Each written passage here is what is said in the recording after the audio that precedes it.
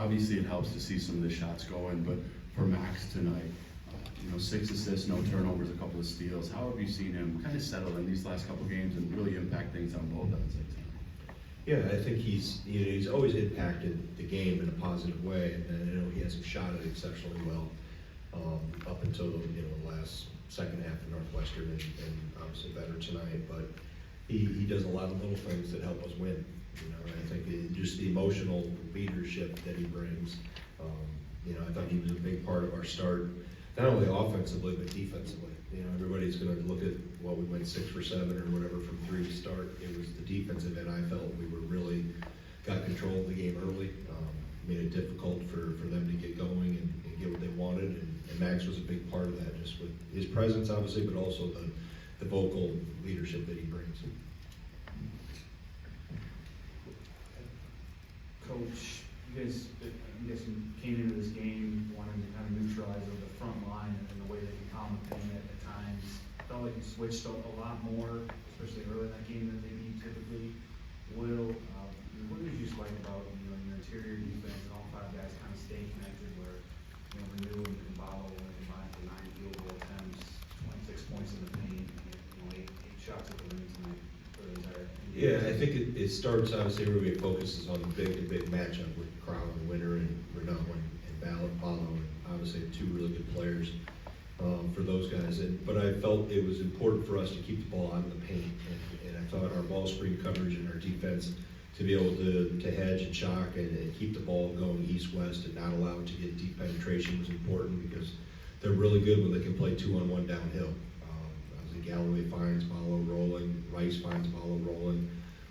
So to try to prevent the ball from getting downhill as much as possible where we got in trouble or where we had to rotate and stop it. And I think the other thing is when the ball did go in, we were really connected and active and digging, crowding the post player, digging it loose, and firing out of that, covering for each other. There was a few possessions where we scrambled and coming out of that dig, they ran to whoever was open. We didn't necessarily, it's not a double team, but when we come scrambling out of it, we stunt and take the next guy and cover shooters. So I felt they did a really good job, especially early, like I said, being really connected and active and aggressive in those scenarios. And that, Coach. Another game where you guys come out really fast, especially at home. What are you saying to guys in the locker room before, and what is it about this group in particular that seems to really come out of the gates hot? Yeah, there's nothing different. Anything we cover the basics, things we talk about, 4 or 5 points that really involve defending, rebounding, and taking care of the ball. And I think the biggest thing was just compete. I think that was the one message always at the end, is you can never substitute for playing hard and playing smart and playing together. And this group is a very connected group. They enjoy hanging around with each other. They're a very loose group.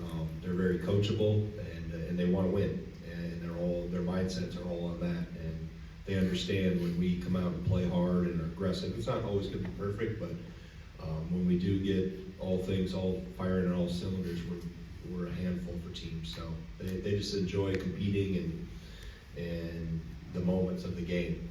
They really embrace those and talk about that a lot, about how they want to they thrive in those and are excited for games. Michael. What was this going past year?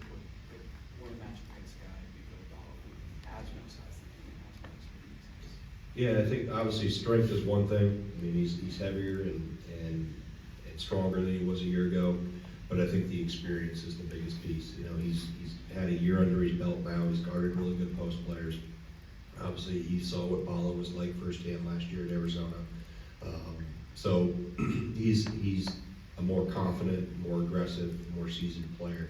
And I think too, it's you have the combination of him and Steve together from an offensive standpoint, how they both can shoot the ball from 3. It puts defensive 4s and 5s in a little bit of a quandary at times because of his experience and how he's playing too. And it was always the question is, can we play them together? And I think he can guard for us now. A year ago, he couldn't shift and move and keep up with mobile force. And like tonight, we had him guarding Luke Goody at times, so that's as mobile as a 4 or a hybrid forward you're going to find. And he's his experience is really paying off for him. Go ahead. Coach, we talked about it again now this year, the shooting from the fours, both with starters and backups, that game we played today, no one hits 2 threes, Carter hits 3 threes. We were able to kind of get that, especially with Carter coming off the bench and how the crowd kind of plays into it. What does that kind of mean for your team, and how do you kind of be able to evolve offensively? In terms of we need to have fours that will shoot the ball and can shoot the ball. So it's part of how we built this team. It's part of the system that we're in right now and evolving in. And I think every day they get a little more confident and a little more really assured of themselves in their roles. And obviously Gilly's, his experience shows. I mean, it's whether he makes threes or not, his experience and what he does on the floor, they don't stat everything, how positively he impacts the game. But obviously when he's making threes, it's, the crowd gets into it. But to have fours that can shoot it, and fives, quite frankly, too. But typically, our fives are middle ball screening and putting pressure on the rim, and then our fours have options of sliding out or rolling, depending on the matchups. Tonight was a lot of slide outs with our fours just because of how they were going to play. And so, yeah, when you got bigs that can shoot, we've had them here for years, but it's an important piece and it makes our offense that much better. Jim? I don't remember when you said it, but you seemed to imply that you thought this team had room to grow a couple weeks ago.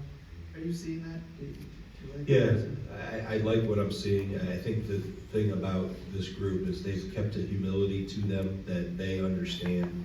They're very coachable. I mean, and I've said many times, talking about Tanjay, because I get asked about John a lot, and it's a great example of a guy coming in on his 6th year, and he's played at 2 other places and has played very well. You would think he would come in with, I'm holier than thou, so to speak, or I'm better. It's complete opposite. He is such a sponge. He wants to be coached. Like I said, he's been a great teammate, and that's always your concern when you have in today's era. How is your culture of your locker room when you have sometimes musical chairs, and making sure we really have the right people that are really good players is important of that, as important as what you can do in a stat sheet, because if it's not chemically, if it's chemically imbalanced and the chemistry is bad, it's not going to work. And he's been awesome in terms of his in the locker room, off the court, coachability, and obviously he's a heck of a player. Go ahead. This was an Indiana team that's going off a really efficient performance at Purdue. You hold 40% shooting, 25% from 3.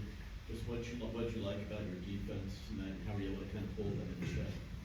Yeah, I thought we set the tone early. Obviously I mentioned before about making threes early, and we moved the scoreboard fast, but I thought we really were dialed in, and we were really making good decisions defensively, and at times we turned our defense into offense. So that was the main thing. I think we kept the ball out of the paint. When it did get there, we were able to swarm and either force them into a tougher shot or force them to kick it out. So I felt we were really, connected, and again, keeping the ball out of the paint, off the dribble was a big piece of that. In the back, middle coach. Greg, I'm just curious, you're so efficient in that first 6 minutes scoring like you did. How much of that is scout and looking for good looks that you think you might be able to get from them, and then kind of playing out that way, or is it just sort of random? I think it's both. I think as we have evolved here offensively, they become more comfortable in pulling the trigger, I guess, so to speak, on good early shots. There was a stretch where we took a lot of mid-range jump shots, and they were auto-correcting in the huddle, like, well, we can't be taking those shots. Let's get the thing to the rim, or drive and kick threes and play that way like we had earlier. So it's a combination of both. And I think having the versatility and the multiple, scorers that we can put on the floor from a variety of positions helps us. The defense has to make a decision. Who are they going to take away? Who are they going to, and the unselfishness of this group, how it moves. And you have 13 assists on 26 baskets, and Klesmit with 6 assists. That just shows me the unselfishness of this group, and that's important for a really good offense. You have to be unselfish and a willing passer, and they just want to find who's open from Wisconsin. That's their mission. Who's open, and they have confidence in everybody to let it fly. One more question for Coach. Coach, 11-4 fast break points tonight. 9 of those 11 points came from the three. Has it been a point of focus this year to look for the transition three on the break? Yeah, I mean, analytically, it's something we do really well. I think we're really good at transition, even though we're maybe not known as a transition team. You know, just the history that we've had here. But if you boil down, even though we don't have a lot of opportunities, we're really efficient. Our points per possession in transition are really high.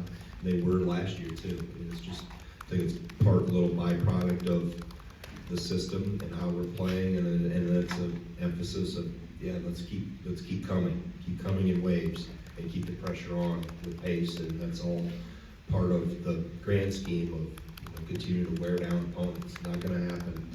Not going to throw the knockout punch in the first 5 minutes, but let's keep coming at them, and over the course of time, if we continue to develop our bench, that's a weapon and a part of the whole plan of wearing teams down.